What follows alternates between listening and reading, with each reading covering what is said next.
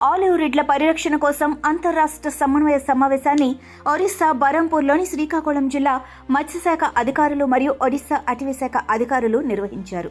ఈ సమావేశంలో శ్రీకాకుళం జిల్లా మత్స్యశాఖ అధికారి ధర్మరాజు పాత్రో మాట్లాడుతూ గస్తీలకు సమన్వయం చేయడం ద్వారా సామూహిక గూడుకాలంలో తాబేళ్లు రక్షించటం, చేపల వేట నిషేధాలను ఆపరేషన్ ఒలీలియా అమలు చేయటం, ఋషికుల్య వద్ద సామూహిక గూడు కట్టడం, తీర ప్రాంత కార్యకలాపాల నుండి వచ్చే ముప్పులను నిర్వహించడంపై దృష్టి సారించాలని పేర్కొన్నారు.